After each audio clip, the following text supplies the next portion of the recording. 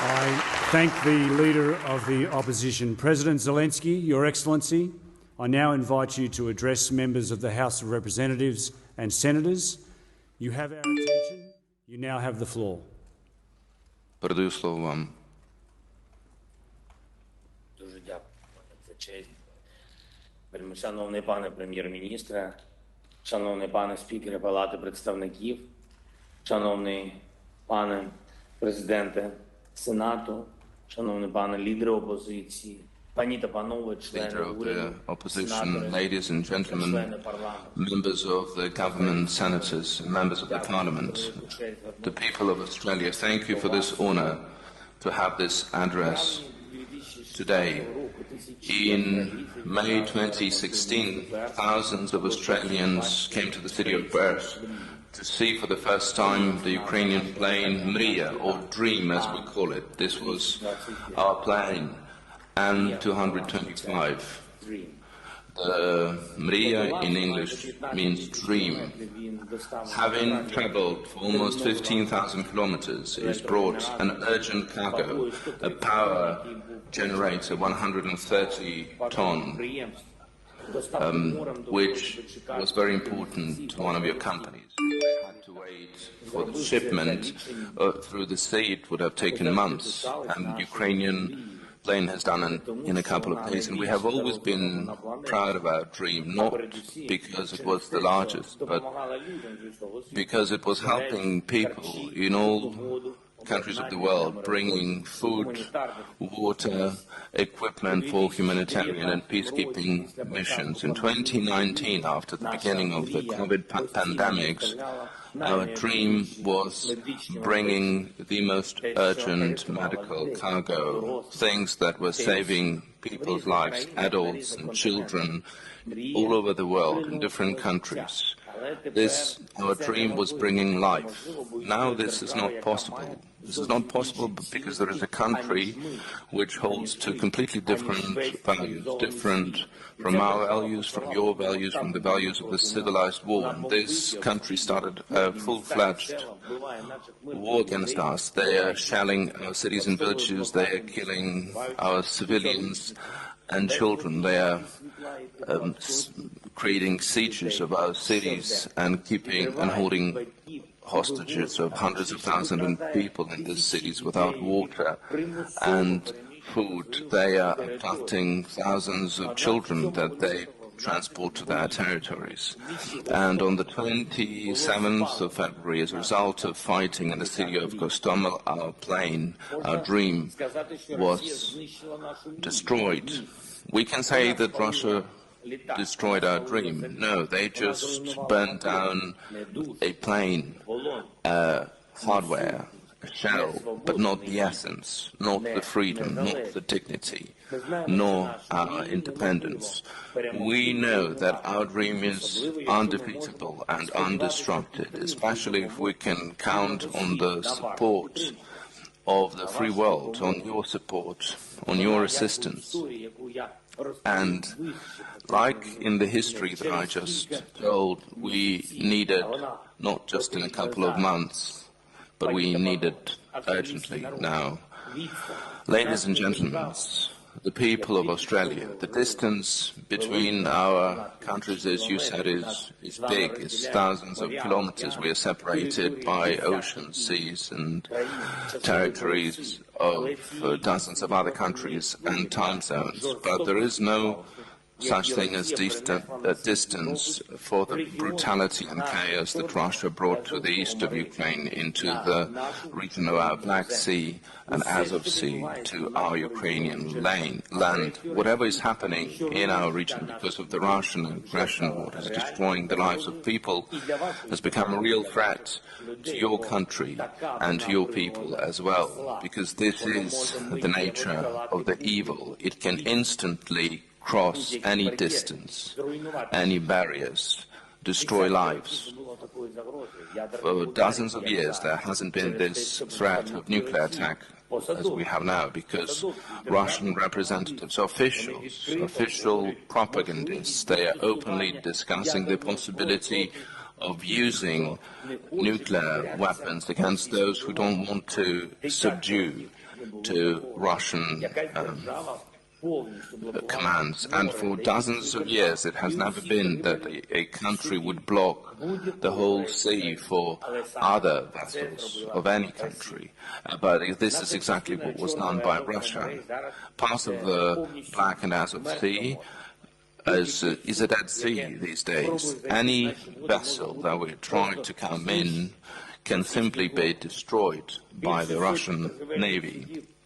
More than hundreds of trade vessels under different flags have been blocked by Russia in our ports. For dozens of years, we haven't seen this in the world.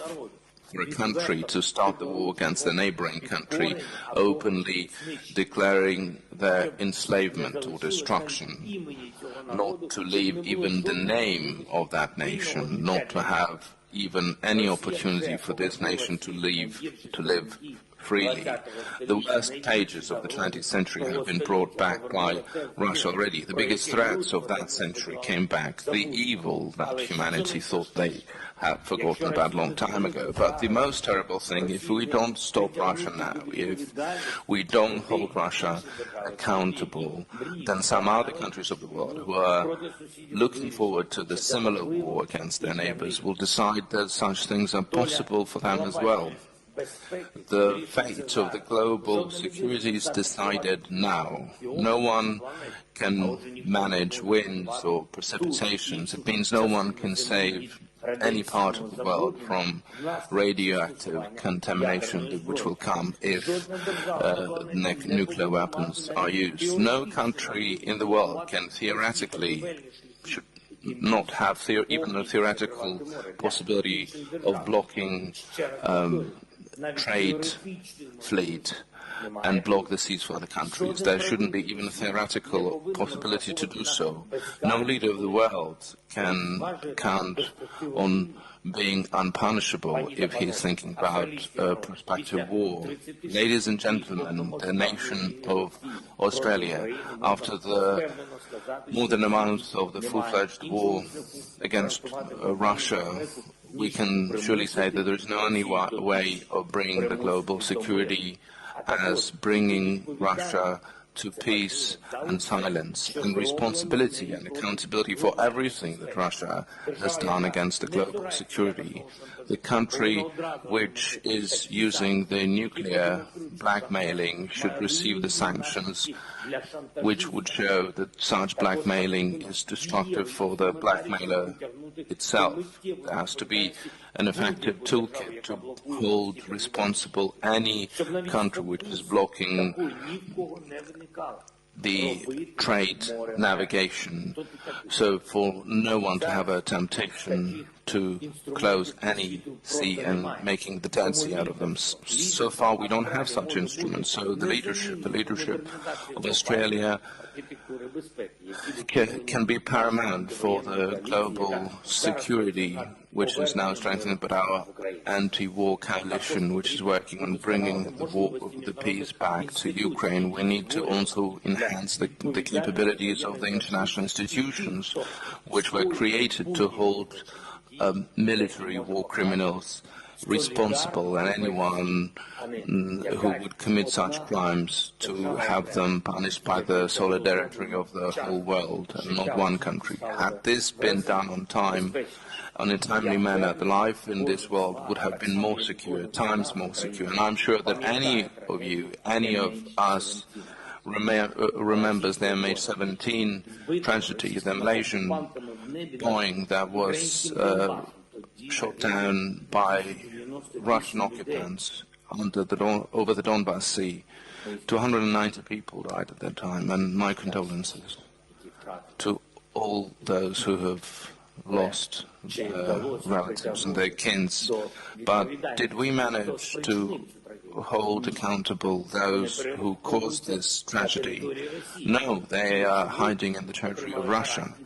And obviously they've got security guarantees from Russia. Has Russia paid the compensation to the dead and their families? No, and they are still denying their fault in this tragedy. 8 years later, the justice was not achieved, and we don't know how much longer it will take for at least one tragedy to have a proper response from the international community, from all of us, and how many new tragedies Russia has created or will create. So the unpunished evil comes back, and I would say unpunished evil comes back with inspiration, with the feeling of almightiness. If the world had punished Russia in 2014 for what it did, there wouldn't be any of these terror of invasion in Ukraine in 2022. We have to correct such horrible mistakes and correct them now. The bipartisan support of Australia, of Ukraine, for the support that has been provided, we are extremely grateful. 70,000 tons of coal for our energy. But this is only the beginning.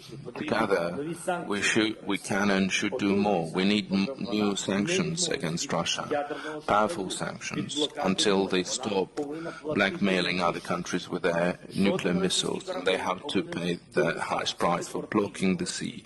No Russian vessel should be allowed in other international ports.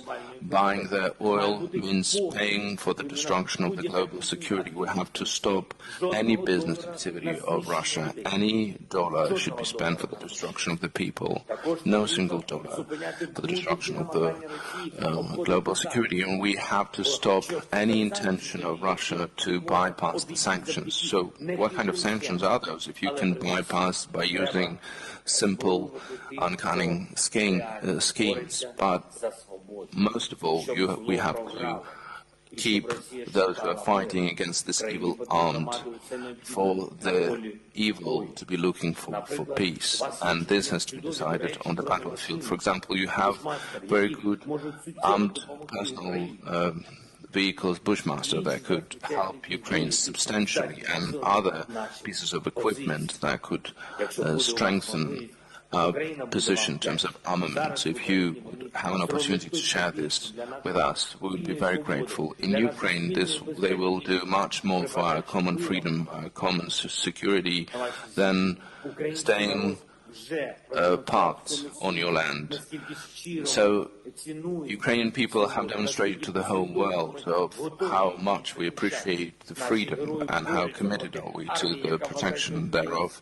Our heroes are fighting against the army, which is considered one of the strongest in the world. But all our people, without exception, already are thinking about the future, about how we are going to live after the war, about restoring our country, our Black Sea region, and we invite prominent countries of the world, leading companies and the best experts to join the project of restoration of Ukraine, to take the city or the sector under your auspices that would require restoration.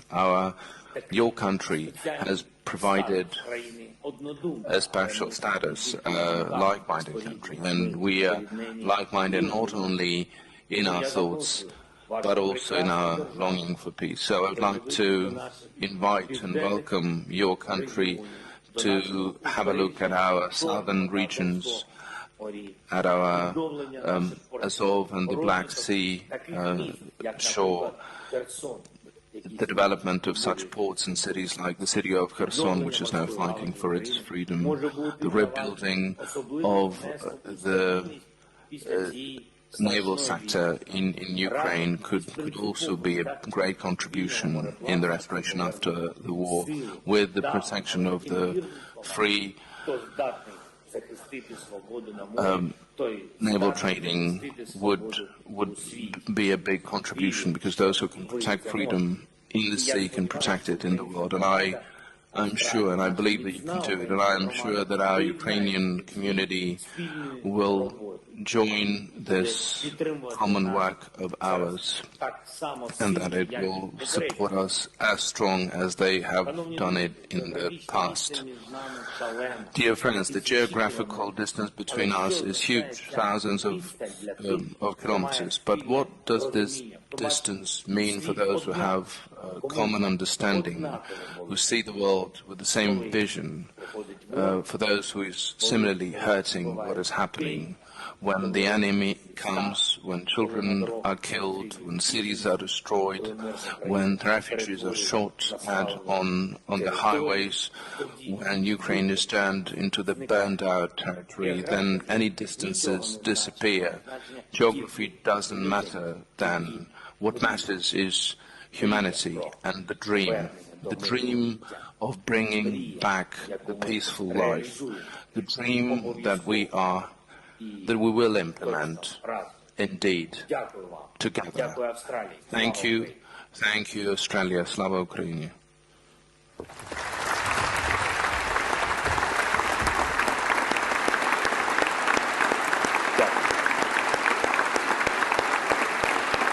Thank you.